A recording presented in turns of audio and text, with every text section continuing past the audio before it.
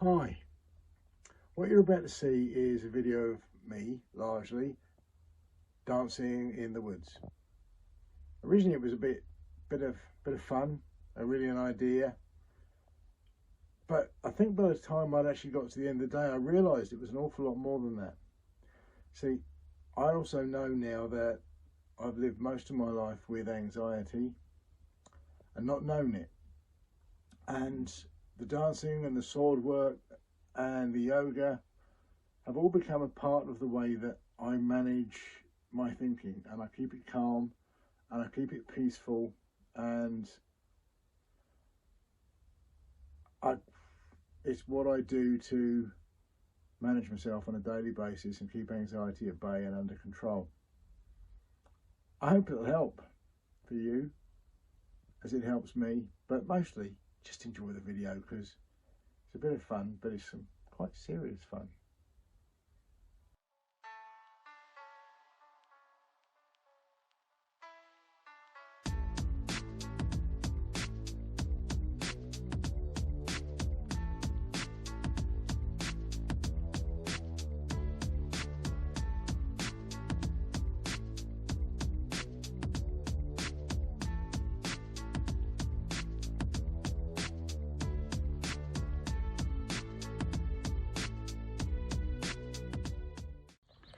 Hi, Simon here. So behind me is Dog Kennel Folly. Interesting. Primarily used as a barn. Anyway, I've come up on a walk through Udell and Tarn How today to explore the countryside, but also to dance in some fantastic locations. Probably going to drop in one or two anecdotes, one or two thoughts, one or two observations, but I'm going to dance in some fantastic places. So come with me and let's see what we find and just see where we can dance. Enjoy.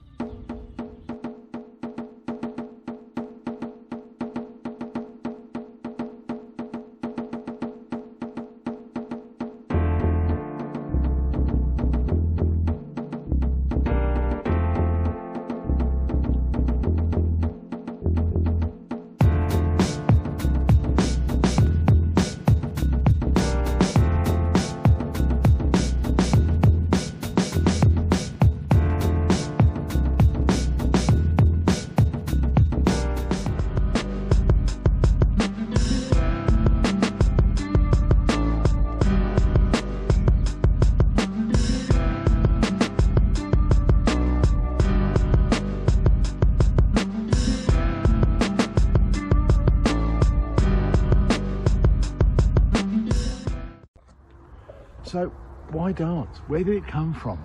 I mean, I was never a dancer. When I was young, I was into the new wave of British heavy metal, Iron Maiden, Judas Priest and Saxon and the like. We'd all have discos, we'd have school discos, we'd arrange discos in the evenings, and I was always one of those who stood around the edge or in the corners, huddled in groups. I didn't dance. It wasn't cool. Maybe the odd bit of head banging here and there. I always kind of figured I had two left feet, so I didn't dance. And then probably 5 or 6 years ago, my wife enrolled us both on some dance classes for a kind of Strictly Come Dancing competition, and we danced.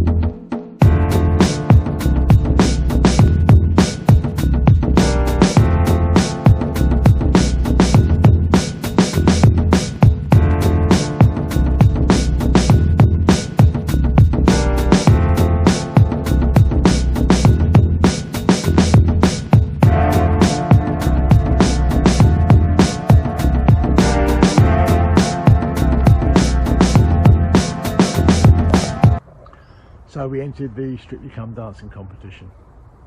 2 hours of tuition on a Tuesday evening with a Strictly Come Dancing dinner dance in front of our friends and family at the end. We danced to the rumba, we danced the jive, and we danced the tango. Kind of really like the tango actually. Anyway, we won 2 prizes at this competition. We won Most Improved, but that was a bit of a dead cert really, because we were so bad when we started. It was always going to be simple to improve. We also won Best Dressed for the tango. That was cool. Gillian had a wedding dress on again. Loved that. And that kind of got me dancing a little bit.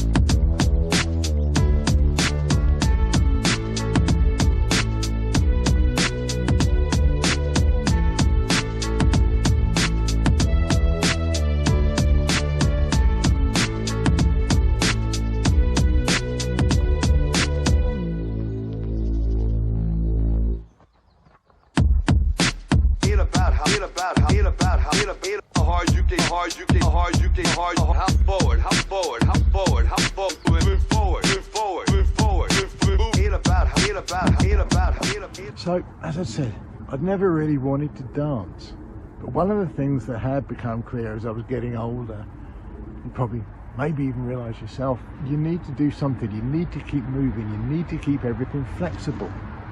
And I'd kind of got into some yoga, got into exercising, doing some movement. I used to do them in the morning because then there's time where no one's got a claim on you. I was really enjoying that. I then found an online Qigong package and I downloaded that, and I really enjoyed that as well. It was working with meridians and energy lines and focusing on various parts of the body. That was really cool, but there was a lot of it depended on being in horse stance, which is kind of like with your legs wide apart and bent down to kind of 90 degrees, and that was killing my knees. My knees had never been brilliant. So I knew that I needed to do something else, something that was less pressure on the knees. You have to listen to your body because it talks to you. And if you listen to it, then you can address the things or adjust your behavior. So I knew I needed something else.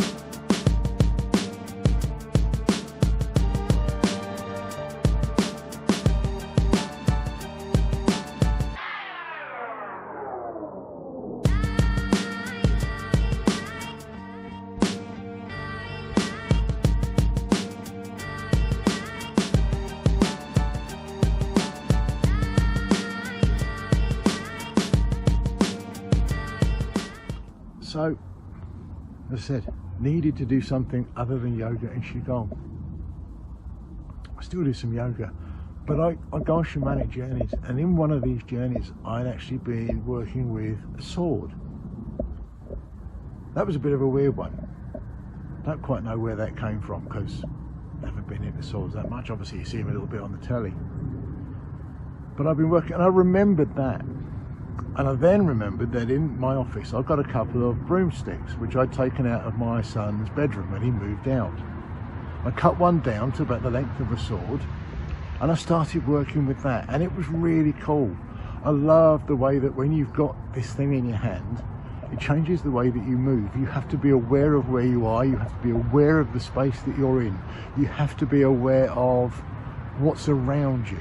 And that gives you a sense of connection, and I liked that. That really kind of worked for me. So I started from there to look at the samurai. Always had a bit of an interest in the samurai. That changed things again.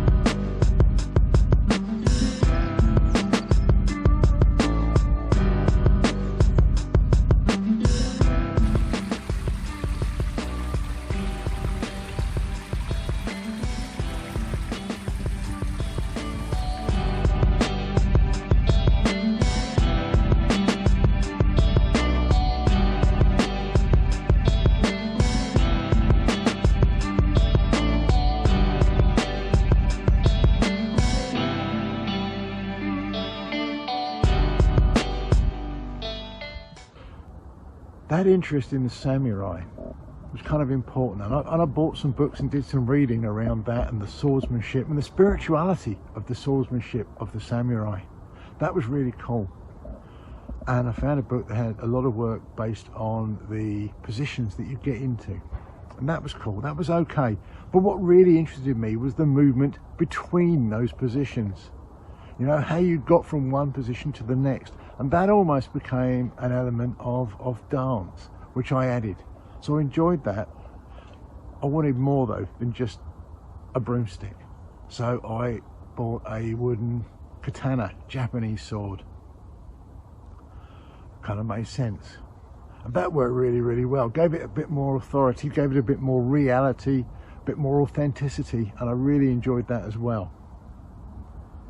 But then that wasn't enough either, and I saved all my money and I bought a full-on steel katana, and that changed the world again.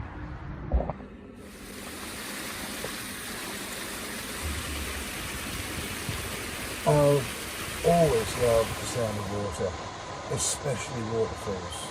You can hear and you can see water as it performs its own dance.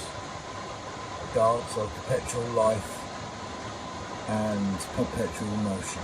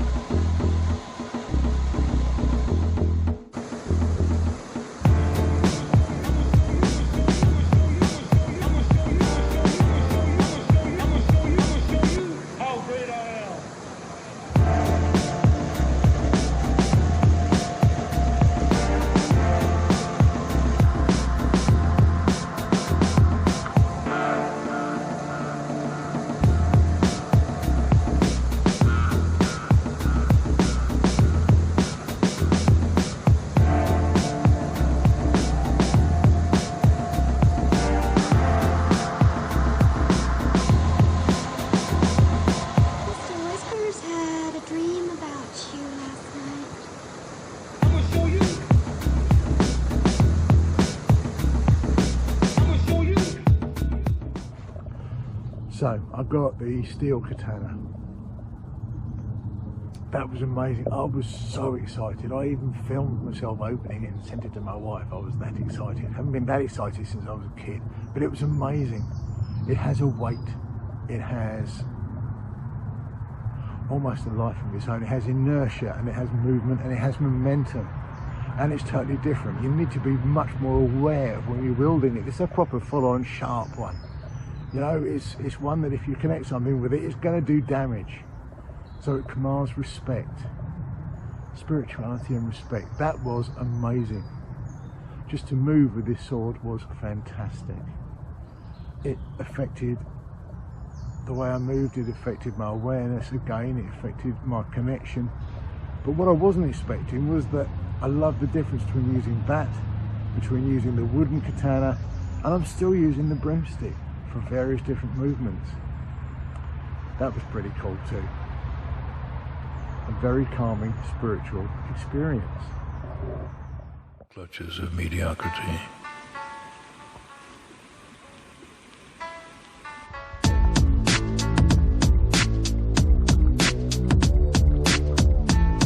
Pure life.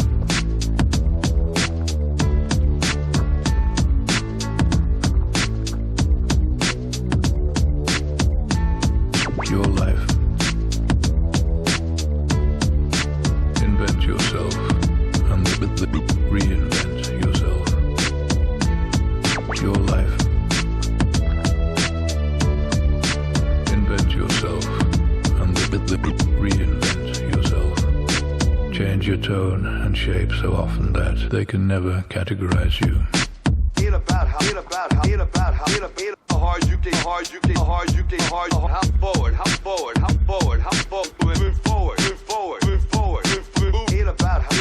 Ain't about how hard you can,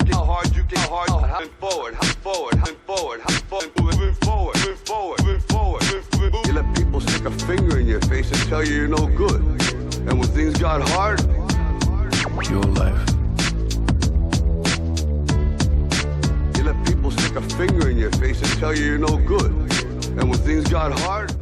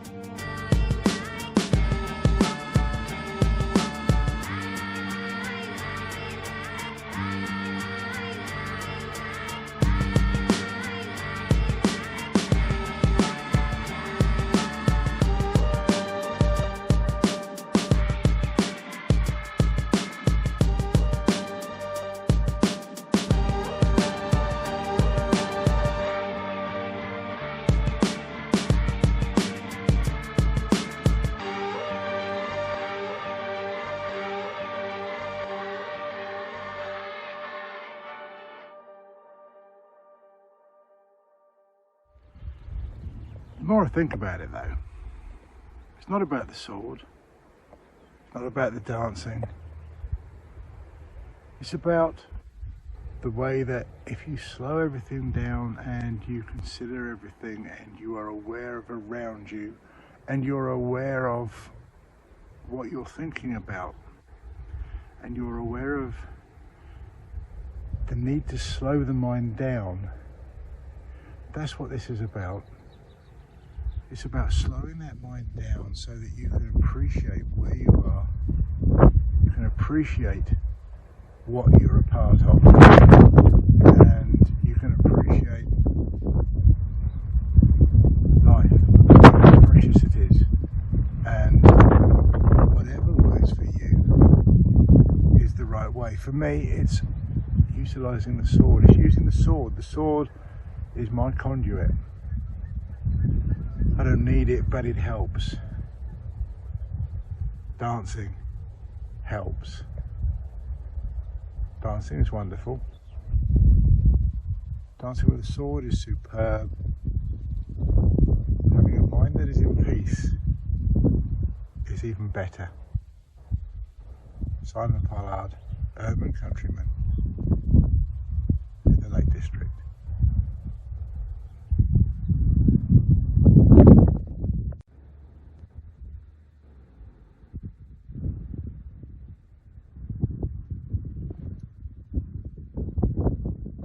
Invent yourself and then reinvent yourself. Don't swim in the same slough. Invent yourself and then reinvent yourself.